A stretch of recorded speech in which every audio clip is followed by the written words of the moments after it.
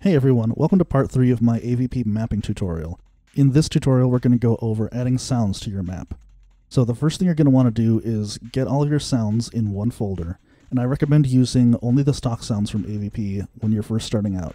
If you want to use a custom sound, it's quite likely that AvP won't be able to run it if it's at too high of a bitrate or if it's too long. If you really want to use a custom sound, what you would do is you'd use a program like Audacity, adjust the project rate from default, which is something like 48,000 or 44,100, to something lower like 16 or 11,025. And then once you have that selected, you'd go to export, and it has to be a WAV format. Go to other uncompressed files, make sure you type in WAV over here, and then as an unsigned 8-bit PCM. Alright, but your sound files have to be in WAV format. Once you have all of your sounds chosen, and I'm only going to use the sounds from AvP, you're going to move them over into a folder. Go to Fox, Aliens vs. Predator, Sound, ENV, then create a new folder. And this is going to be the folder that we're going to direct the sounds into. So we're going to copy all these over in here. And these are going to be everything from ambient sounds to specific sounds, like in case you want to have like a like an announcement, as well as 4 important item destruction sounds: medpack destruct, pred destruct, O2 wave, dot wave, as well as weapon destruct 01 and weapon destruct 02. That's so that when you have weapons and objects in your map, that they're going to have a destruction sound when they're destroyed. Okay? And you're going to have to do this for both the Fox directory and also in AvP Classic, because that's different. So since we are thinking about it right now, we're just going to go directly over into this, go to Sound, ENV there, and just copy that over into that as well. Okay, so currently we have the sound folder set up. So here's how we edit the riff file so that it knows the sounds that we're going to be using. You select your example riff, or you select your riff, go here to edit, sound directory, and here, this is where we specify the sound directory. So just go to ENV under the sound column, and then we go to example, or whatever folder you're going to set that to, hit OK. And unlike bitmaps, which list every RIM file, that lists the image files, the sound directory itself doesn't actually list the WAV files that you have there. So you actually have a little bit more flexibility and leeway with selecting the sounds. Then you hit save, and then we're just going to close out of ccamain. And now we're going to get started with populating sounds in our map here. Okay, so these sounds are going to be in object placement mode. What we're going to be doing is we're going to be creating, starting to create sounds here, sound objects basically. These aren't tangible objects. You're not going to see them. They're just represented by an S. And so a pretty typical way of doing this to save on, to make it look nice and clean, is just to have AMB1, just AMB1. Alright, now you can see that the title, the name of it, is over here in the top left corner, as well as the sound range, the inner radius and the outer radius. The default is 5 meters and 10 meters. So here's what we're going to do. We're going to go to Edit, and then you get a pop-up window over here. So we're going to be choosing, I don't know, something like this. And typically it's nice to change the range a little bit, get it expanding a bit so it's not so small. And as you can see, you can change the inner radius here, the outer radius. Changing the pitch level, that means you can adjust if it's either super low or if it's a little bit higher. Negative makes it go lower, and positive makes it go higher. And then volume. Over here you have 2 other options: playing at the start and sound loops. So you are going to want to typically, if we're an ambient sound, just have it like this, and we'll hear what it sounds like. Right? Okay, let's say that's a little loud. Let's change it to 50.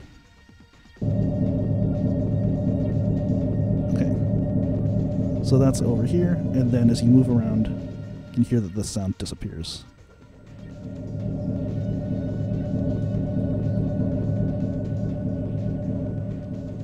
Okay, now let's say we want to have a computer sound over here. We're going to do the same thing, sound.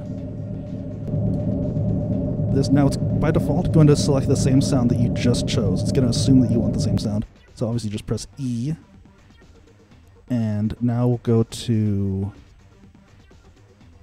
a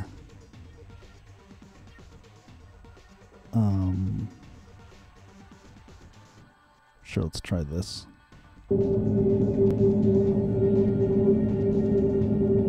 Something like that. Maybe we'll want to put that down the hallway here.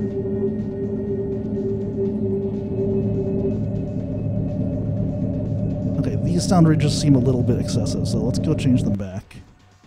This can be 5 and 10, because this map is pretty small.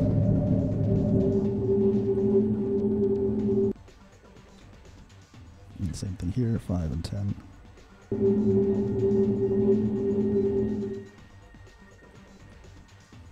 Okay, what can we have for the computer sound effect?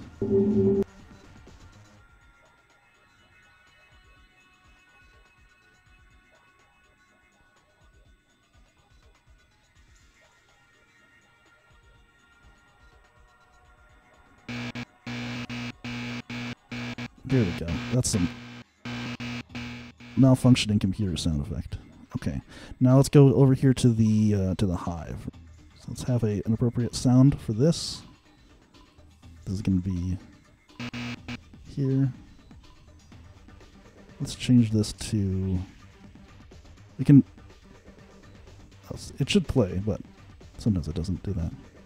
Let's just choose over here. No, that's not something we want. Let's go to. Here we go. Hive. I think this one. Okay, and then entering the hive area. Let's go to sound.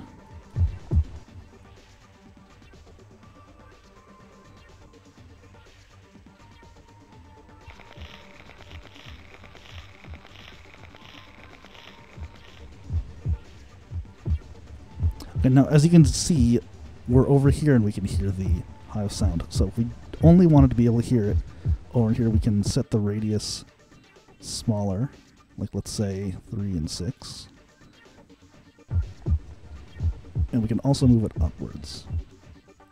So now we're over here and we wouldn't hear it, right? But we would still hear this. That's pretty alright. Okay. Let's go set a wind sound over here.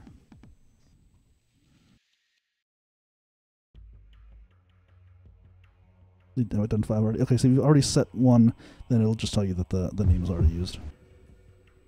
Okay, let's get some wind over here.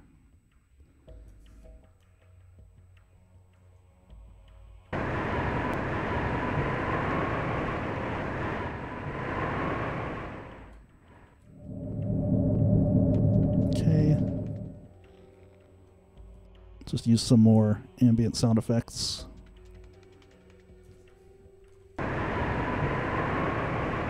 You don't want to press E. E is just a shortcut for pressing edit like this, so that's the same thing.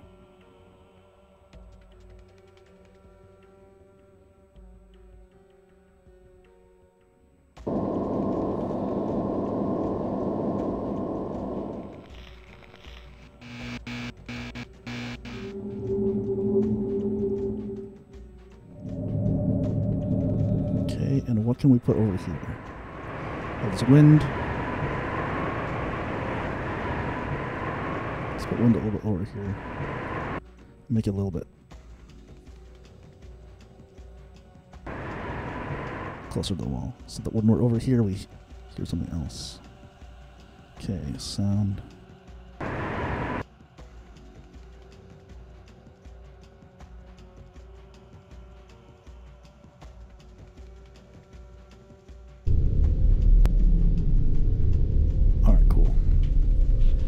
Yeah, let's set this right here. That's pretty neat. Okay, so there's some different sounds. This one's reminiscent of like a larger hangar space. This is a little bit of, this is called Space Lab. So it's that kind of techie sound of a flickering light sort of thing. This is the alien hive. This is the heartbeat. And this is the sound of some air. So I'm hearing, when we're up in here, I'm hearing that sound. So maybe, once again, can adjust the range of this a little bit so you're not hearing it in a weird spot. So let's lower the range of this a little bit.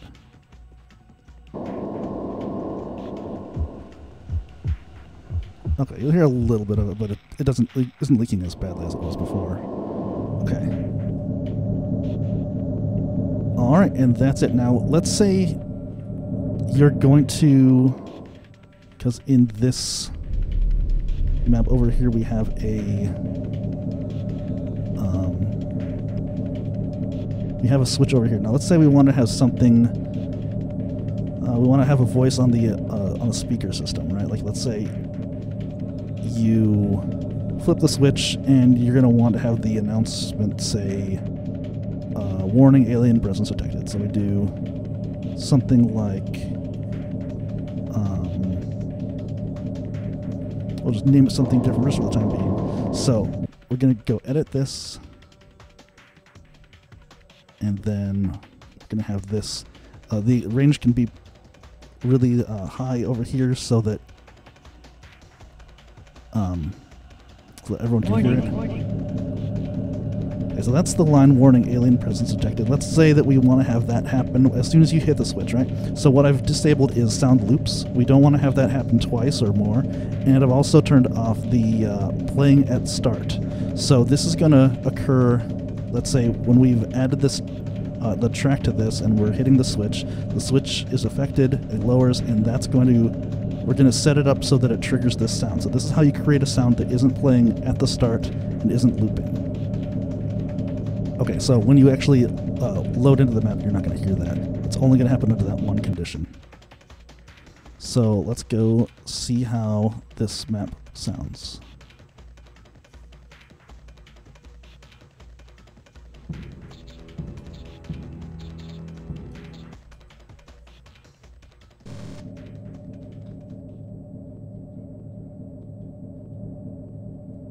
Okay.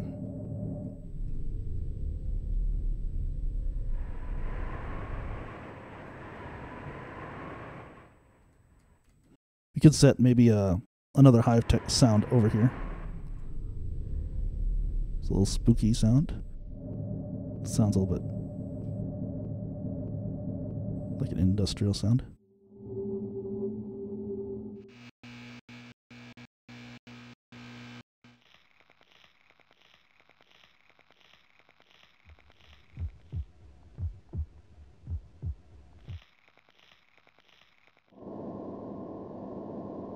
Alright, and there you have it. So that's how you add sounds to your map.